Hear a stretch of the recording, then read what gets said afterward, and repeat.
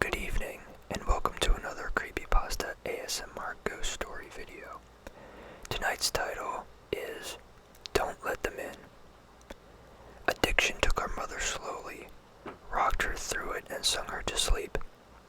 She sunk deep into the mattress on her bed. When her back teeth fell out, she left them on the side of the bathtub. I was 7, and I kept them in a matchbox, the missing pieces of her kept safe so that she wouldn't be lost forever. So maybe one day we could put her back together. Our house fell around us, and we tried our best to raise ourselves. The ceilings had water damage, the bottom stairs had dry rot, and in the winters the radiators bled rust. But it was still our house, and Annie made it home. My sister Annie mothered me with lopsided band-aids on bruised knees and lukewarm microwave meals. She told me ghost stories and didn't mind when I crawled into bed with her later on, too scared to sleep on my own. She taught me to dance, barefoot on the living room carpet, music channel on full volume on the TV shaking our pre-adolescent hips. She always let me shower first so that I could enjoy the hot water and never complain when she had to make do with the cold. She brushed my hair every day before school, even when I screamed and hit her when she caught the tangles. Annie was dark-haired like her father, whoever he had been, but I was blonde. Annie was desperate to be blonde too, like Marilyn Monroe, like Mom. I think she thought it would make them closer, remind Mom less of her dad. I'd give anything for her to have her hands in her hair one more time, even if it hurt. She moved to New York when I turned 18 and never came back. I still dream about her sometimes. Keeping up with our mother was impossible, and we learned from a young age that we would always be left behind. It didn't make it any easier. When she was drinking light, she was radiant and would wake us up at 3 a.m. with pancakes dripping with cherry syrup. Sometimes when the weather was right and she had enough being drunk alone, she would call our school up and tell them we would both come down with summer sickness and we'd drive to the beach instead. I remember being 9 years old in the backseat of the car coming home after one of our ocean days, sucking the salt from my fingers. Annie had just dyed her hair blonde, her best friend Jane helping her bend over the kitchen sink. From behind, I couldn't tell who was the mother and who was the daughter, radio up and window down, blowing the sky inside. When she was drinking heavily, she'd be out all night, hair piled up like beauty queens, eyes glazed over and ringing with glitter and black. Sometimes she'd gone a day or two. She would never give us advance notice. One day we'd just wake up to an empty house with the fridge packed full and post-it note on its door, complete with a smear of Mom's lipstick in the outline of a kiss telling us she'd be back soon. Sometimes she'd bring a guy home, filling the table with beer cans, ashtrays, and smoke up to the ceiling. Mom lost in the haze. We'd sleep with pillows over our heads, trying to drown out the music that they would blast all night, and wake up to strangers in our kitchen at the table in the morning asking us where we kept the coffee. When Mom drank too little, she fell apart. She wouldn't buy food, and the refrigerator went bare. She'd chain smoke, leaving cigarette burns on the wallpaper up by the stairs like the walls were sick and decaying. She barely slept, walking around with blue half-moons under her eyes, knuckles raw. She would scream at the slightest thing. I remember once when I spilled a glass of juice on the couch. She looked over at me with dead eyes and dragged me off into the carpet and then took every single cushion off the couch and into the backyard and set them on fire. Annie went to watch a while from the window and then sat next to me on the floor, back pressed against the skeleton of the seats, head resting in the crater of my collarbones. I was the worst when Mom drank too much.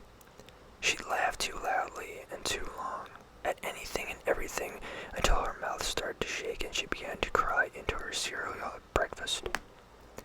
Annie shut down when Mom was like this, going somewhere deep inside herself where no one could hurt her. She'd stay up until the morning watching old black and white movies on TV, whispering the lines she knew by heart like prayers. When I was 5 years old, I'd cry when I'd find Mom passed out in her bed, sure she would never wake up. Annie would wipe my tears and tell me she was only sleeping, like the princess in my storybook. We'd sit on Mom's bed together and wait for her to wake up. When we were older, I was the one who would pick Mom up off the bathroom floor again and again, and Annie would put her to bed, smoothing her hair off her face, wiping her vomit from her mouth, and changing her clothes if she'd pissed herself. Watching them then, there was no doubt that Annie was the mother now. It was October and I was 13, Annie 16. It was a Wednesday night and Mom had been gone for 2 days. She'd call us that morning from a payphone, a voice slurring, telling us she would have the best time with all her new friends and that she had hoped we were doing fine. When she asked me if I was having a good birthday, I hung up on her. My birthday had been a day before. Annie had given me a pile of presents, strawberry lip gloss, and glitter nail polish. I didn't ask her where she had gotten the money for them. I didn't care. We'd taken the bus to the beach with Jane and ate the birthday cake she had made for me, sand getting into the frosting. It tasted like sweetness in the sea, and I savored every bite and scrape of sugar against my teeth. We watched the sun go down, Annie snapping grainy photos on her Nokia as I blew out my candles, wishing over and over that Mom wouldn't come home, that she'd stay gone this time. But that Wednesday night, Annie and I weren't speaking. Anger hung heavy between us, seeping through the floorboards.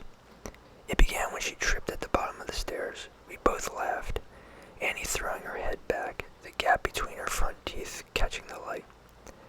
When I bent to pick her up, I felt her breathe warm against the freckles on my cheeks.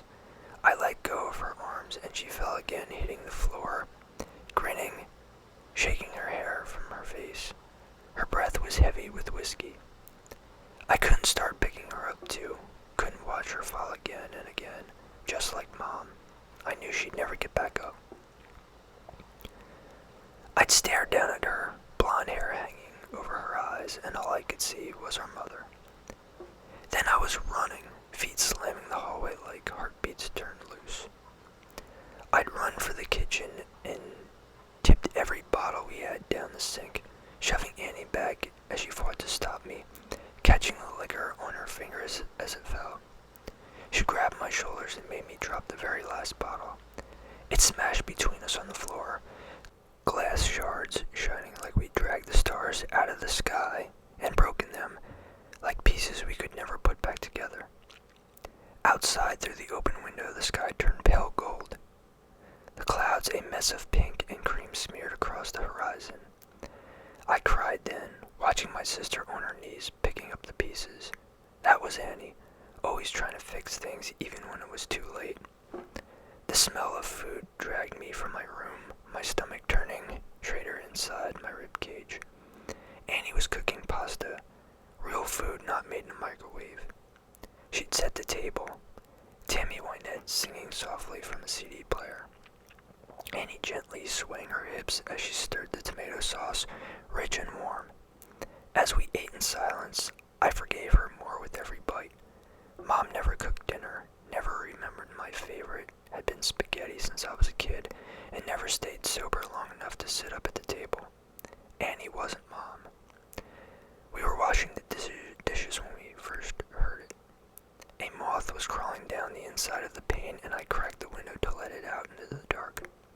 From the backyard came a faint sound. I tilted my head to listen as it was coming from far away.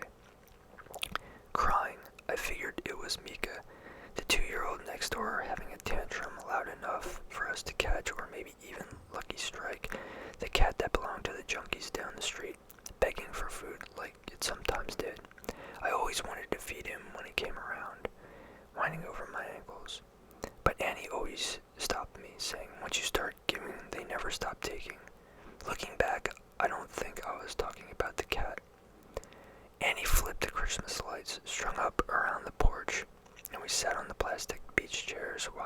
skies. When we were little, we would sit outside and Annie would tell me the names of the constellations and the stories of how they came to be hung in the night sky. I had to grow up before I realized she made all this up as she went along. It was a game we still like to play now, making up ridiculous stories for the shapes we could pick out. Ah yes, that one there is the Coors Light. It got there when God dropped it out of his convertible window and never picked it up, she said, nodding. Surely yes, hiding her smile. Of course, I said, waving my hands and pointing up at the power lines, right next to the ashtray left there by the angels on a smoke break. Yeah, they say if you wish on it, all your dreams will come true, said Annie with a grin. Then she stopped laughing, and her voice grew quiet, face tilted up to all those dead stars. Let's wish, Emmy, let's wish. So we did. The sound of wailing interrupted us. It was closer this time, and definitely human. We turned to one another in confusion. Annie shrugged, and I squinted into the black. It sounded like a baby, lost, tired, and alone. It must be Mika, I said slowly, getting to my feet. Maybe he walked around the back. Do you want to call Connie and tell her that we'll bring him over? Annie didn't reply. I sighed and rolled my eyes. Okay, I guess I'll do everything then. I stepped off the porch, grass soft against my heels. The air smelled like it might rain, fresh and clean and growing. A promise unfulfilled. Annie's voice strained. I turned to her with a smile. It died on my face when I saw the look on her own. Get inside now. She was staring out into the dark past me and opening the door with one hand behind her, fingers fumbling on the latch. I froze, barefoot in the dirt. I glimpsed what she was looking at. In the bushes by the back fence, something was crouching with their knees tucked up near under their chin, and his arms wrapped around his legs. His mouth was agape, softly opening and closing as he cried, like a child lost in the dark. No, not like a child, more like someone pretending, mimicking the sound under the cover of darkness. Suddenly, they straightened their backs, snapping upright, face still obscured by shadows. They were tall and slim, extraordinarily thin by human standards. Panic made me move, carried forward by animal instincts left over from a time when people still lived in nature. I was faster than Annie, dragging her inside and slamming the door behind us, hearing it bounce on its hinges as I locked it. We watched as the person slowly approached the house with long, deliberate strides. Annie reached for my hand, holding me tight, and turned me to face her, holding my shoulders. Don't turn around, Emmy. Don't turn around. Instinctively, I started to look over my shoulder into the gloom. Annie grabbed my face hard and shook her head. I knew then she was serious. Her voice crackled, and she cleared her throat, gripping my hand tight enough to hurt, nails digging in, grounding herself. I looked down at our interlocked fingers, both of us born of the same bones. I'm going to call the cops and everything is going to be. Her voice faltered, shuddering. Tears spilled over her lashes. Annie never cried. Your phone's on the porch, she whispered, and bile crawled its way up my throat. Her phone was upstairs charging. A soft tap, tap, tapping filled the silence. Annie turned wide-eyed to the window. It was the sound of someone's forehead slowly and repeatedly bumping against the glass. Then the blow accelerated, gaining in both speed and strength, skin meeting glass until they were slamming into the window hard enough to shake the panes. A moment later, the tapping stopped, and I was about to ask Annie if I could look now, when she screamed, followed by the sound of crackling glass and a tremendous crash. Whoever was in our yard had just smashed their face hard enough into the windows to shatter it. We ran up the stairs 2 steps at a time, skipping the rotted ones out of habit. I turned to look behind me once, and Annie yanked my face back before I could see. The sound of glass breaking echoed behind us as we made it to the bathroom and locked the door. A weak, mewling cry, like that of an infant calling for its mother, filled the hallway, trapped between the walls and the entryways. Annie threw her back against the door, feet jammed up against the bathtub, clutching a knife she grabbed from the kitchen. I joined her, shoulder to shoulder, and did the same. Slow footsteps started on the stairs, calculated and casual. The crying took a mocking quality resembling laughter, arriving in short, shrill bursts of sound followed by high-pitched giggling, and then silence, only to start again a moment later. The first door on the upstairs floor was my bedroom, and we had heard the distant sound of it slamming open. They were looking for us. "What the heck is going on?" I asked Annie, not even bothering to brush away the tears that I couldn't keep from falling. I watched my sister pick herself up off the floor and brace her hands on the door as we heard the sound of the second door slamming open. Mom's room. The next room on the hallway was the bathroom. Annie pulled me to my feet and handed me the knife. I shook my head and pushed it back to her, terrified of what would happen if I had to use it. Annie shoved me and pressed the knife into my hands, thumb pressing hard enough along the edge to draw blood. I watched a winding road of crimson rivules cascading down her wrists. In spite of the pain, Annie continued pushing the blade into my hands. Finally, I took it from her. Something slammed against the wall that Mom's room shared with the bedroom. A high-pitched howl followed. I held my breath and felt my heart beating frantically in the base of my throat. "I'm going to get the phone from my room," my sister said. I shook my head dramatically in protest before I could say a word. Annie clamped a hand over my mouth. I could taste the blood on her hand, salty and sweet, like birthday cake by the ocean. "Yes, I'm going to get the phone. I'm going to call the cops. We're going to be okay." I shook my head again. "It's the only way," Annie insisted. "When I go, I need you to lock the door, and I don't want you to open it for anyone or anything else. Not for me, not for anyone. Promise me." I shook my head, and Annie pressed her hand against my mouth, pushing my teeth against my lips so forcefully it made my eyes water. "Promise me, Em." Something smashed in the room next door. Annie brushed her hair from my face and gently tucked it behind my ear. "Promise." She mouthed and unlocked the door as slowly as possible, the bolts scraping gently. I watched the curve of her shoulder disappear into the darkness of the hall, like the moon in an eclipse, and then she was gone. I couldn't move or breathe for a second, and I then slammed the bolt shut. Just something bounced off the outside of the door. A high-pitched screaming ensued, followed by the hand rattling up and down hard enough to pop a screw loose. I watched it roll towards me on the tiles, and then everything went still. I sat with my back to the door, holding the knife, and wishing I was holding Annie's hand instead. The silence continued. For a moment, the only sound that I could hear was my breath slowly filling the room. A voice broke the illusion of solitude. "Em?" A familiar voice came through the door. Startled, I gripped the knife even more firmly than before. "Honey, what's going on?" "Mom?" My voice crackled. "Mama, is that you?" I wrapped my arms around myself to keep from shaking. "Sweetie, it's okay, just open the door. It's okay, just let me in." The handle rattled again, gentler this time.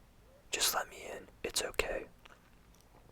She banged impatiently on the door, and I took my hand off the bolt. "Honey, I'm sorry. I'm sorry that I missed your birthday. I'm sorry. I'm such a terrible mother.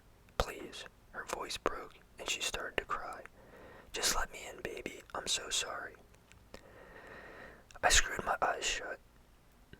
She sounded so sad and so lost. I just wanted her to hold me again, like she did when I was a kid. When I come home with scraped knees after falling off the swing. Maybe this time she meant it. Perhaps it will be all okay. My hand found its way to the bolt again.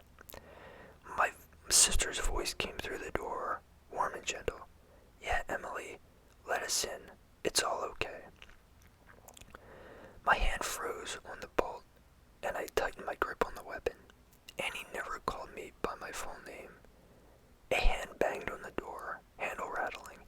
Emily, let us in. Annie's voice became low and guttural, followed by the same shrill giggles from before. Mom spoke now, pleading and crying in her voice, growing louder and louder. Let us in, let us in, let us in, she shouted over and over again, punctuated by her fist on the door. I thought about bedtime stories, and all the demons and monsters we pray never crawl out from under the beds. That's not my sister, and you're not my mother, I screamed through the door, hands over my head. I climbed into the bathtub, curled into a fetal position, and clutched the knife to my chest. I didn't know what was outside of the door, but I knew it wasn't Annie. It wasn't the voice that scolded me whenever I changed the TV channel. The one that sang me happy birthday. The one that told me I was smart. And when I got bad grades, the one that would read me stories about princesses and never wake up. It wasn't human. Bangs and yells came from downstairs, followed by the footsteps of people running. A low guttural howl ripped through the house, filling the room until I felt like I was drowning in the sound. And then the door was kicked in. I screamed, covered my eyes, and waited to die. A moment later, arms found me, lifted me from the tub, and carried me from the room. I looked at the outside of the door as I was taken downstairs. Its exterior was covered in long, scraping claw marks stretching to the floor. I found the hallway covered in soft, downy remains of torn-up pillows, making it appear as if it had snowed indoors. I watched the tiny feathers drift slowly as men in uniforms checked each of the rooms that looked like they had been ripped apart by something feral. Outside, police cars and ambulances waited in our driveway, and there, in the middle of it all, was Annie, bathed in blue and red lights and glowing in the dark like a neon angel. I threw myself from the officer's shoulders and ran to her. Then I held us both together, broken pieces and all, standing under one of the constellations we'd considered. Muffled screaming came from the ambulance, which rocked occasionally. Annie gently turned my head away, smiling so sadly it made my chest ache, and I understood. It turns out there was no demon, no wild animal or bad men trying to break in. It was just Mom, out of her mind on booze, drugs, and everything in between, coming to an end of a week-long binge. Something had finally broken inside her head, and it's time we couldn't put her back together, no matter how hard we tried. Sometimes you fall one last time, and then never get back up. Annie had seen her rail-thin frame in the garden, blood dripping from her mouth, track marks bulging from her forearms like unmapped roads. Desperate for one more hit, one more fix, she'd searched the kitchen for all the alcohol I'd thrown away, and when she had found it, she went hunting on the stash hidden in the bathroom. She hadn't wanted me, just the drugs on the other side of the door. She'd been so high, she wasn't able to mimic Annie's voice nearly perfect. The real monsters are the ones that eat you alive slowly, the kind that comes in a bottle, or a needle, or at the end of a long list of reasons why you can't get out of bed in the morning. Sometimes the monsters are the ones that raise you or love you the most, but it's up